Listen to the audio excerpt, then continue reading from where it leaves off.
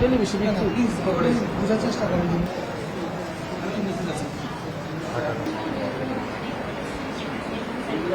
আমি প্রতিদিন বাসা থেকে এসে ডিউটি করি ট্রেনে। আজকে আবার ট্রেন স্টেশনে আসছি, এসে দিয়েছি ট্রেনটা দাঁড়িয়েছে সিরাজগঞ্জ এক্সপ্রেস। তারপরে স্টেশন যে কর্তব্যরত মাস্টার সাহেব ছিল, ওনাকে বললাম যে যাওয়া যাবে কিনা। বলে হ্যাঁ যাওয়া যাবে, একটু লেট করো। পরে এখানে আপনার যে গাড়ির ড্রাইভার ছিল ওদের সঙ্গে কথা বললাম যে মামা যাওয়া যাবে কিনা।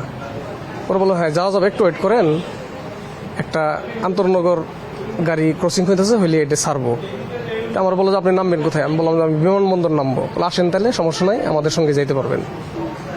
তে আমি এখান থেকে মৌচাক থেকে উঠলাম। ওঠার পরে ট্রেন যখন জয়দেবপুর স্টেশন ক্রসিং করছে, ক্রসিং করার পরে ওনারা মানে লাইন চেঞ্জ করছে, চেঞ্জ করে সোজাভাবে যাইতেছিল। তো লাইন সিগন্যাল পাই নাই, কিংবা লাইনের প্রবলেম আছে, এটা ওনারা আসলে সংকেতটা বুঝতে পারে নাই।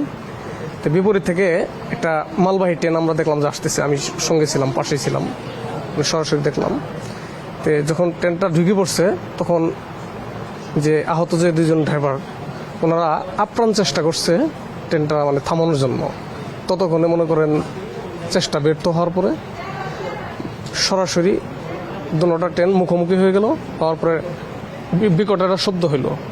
তো মহান আল্লাহর কাছে লাখ লাখ শুক্রিয়া, আমি সহ যারা ভিতরে ছিলাম মানে সবাই আহত হয়েছি, বাট কোনো দুর্ঘটনা হয়নি। এই জন্য আল্লাহর কাছে আবারও শুক্রিয়া। আমি মনে করি এটা যারা ট্রেনের যে লাইনম্যানের যারা দায়িত্বে ছিল, কিংবা স্টেশনের যারা ইয়েতে ছিল, কর্তব্য ছিল, এদের গাফলতির কারণে এই দুর্ঘটনাটা ঘটছে। আমি রেলমন্ত্রী তথা বাংলাদেশের রেলের যারা দায়িত্বে আছেন তাদেরকে আমি বলবো যে ট্রেন যেহেতু নিরাপদ জার্নি তথা নিরাপদ যাত্রা, আমি তথা দেশের সকল জনগণ যেন নিরাপদভাবে ভ্রমণ করতে পারে, এই জন্য রেলমন্ত্রী অতি দ্রুত যেন দ্রুত পদক্ষেপ গ্রহণ করে যে এই সকল দায়িত্ব অবহেলা ব্যক্তি যারা, তাদের বিরুদ্ধে ব্যবস্থা, ও যারা দায়িত্বে আছে তারা যেন আরও সচেতন হয়। তাহলে দেশের জনগণ ট্রেনে ভ্রমণ করতে পারবে নিশ্চিন্তে। আমি মনে করি যারা আপনারা যারা আছেন মিডিয়া কর্মী, সকলের প্রতি অভিনন্দন জানাই। আপনারা এটা মিডিয়ায় ফলো করেন।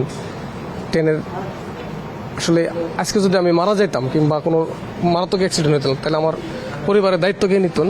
কেউ নিত না। আমি কিন্তু ট্রেনে ভ্রমণ করতেছি নিরাপদের স্বার্থে। সময় ও তাপ হিট অ্যালার্ট চলতেছে বিদায় নিরাপদে আসার জন্য, আমি দ্রুত আসার জন্য এই ব্যবস্থাটা আমি নিয়েছিলাম। ট্রেন যেহেতু নিরাপদ ভ্রমণ, আমি ট্রেনে এই জন্য উঠেছিলাম। তাদের শারীরিক অবস্থা এই মুহূর্তে স্থিতিশীল। আমরা সাধারণত কোনো অ্যাক্সিডেন্ট বা রোড ট্রাফিক অ্যাক্সিডেন্ট যেগুলো হয়, হেড ইনজুরি বা অন্যান্য, ওনাদের মাথায় আঘাত পেয়েছে।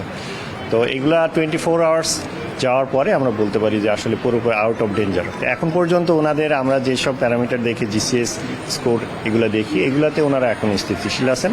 আশা করি ভালোর দিকে যাবে ইনশাল্লাহ। মাথা ব্যথা পেয়েছে, কিছু আলাদা আপনার উপসর্গ থাকে, যেমন বমি যদি অনেকবার করে, তা আমরা ধরে নিই যে তার ব্রেনের ভিতরে আঘাত লেগেছে। আর একটা হচ্ছে যে এখানে চামড়াতে আঘাত লাগা। তো তাদের ম্যাক্সিমামই চামড়াতে আঘাত লাগা, যার জন্য ওনারা স্বাভাবিকভাবে কথা বলতে পারছে, সবাইকে চিনতে পারছে। আপনার সামনে আমি জিজ্ঞেস করলাম যে ওনার আত্মীয় স্বজন কে আছে, আসবে কি না। তো এই যে মানে টাইম, প্লেস, পার্সন সব কিছু ওরিয়েন্টেশন যদি ঠিক থাকে, আমরা বলি যে মোটামুটি সেই স্থিতিশীল। তো সেগুলো ওনাদের আছে। এই কারণে আমরা আশা করছি যে ওনাদের উন্নতি হবে ইনশাল্লাহ, এবং উন্নতির দিকে যাবে।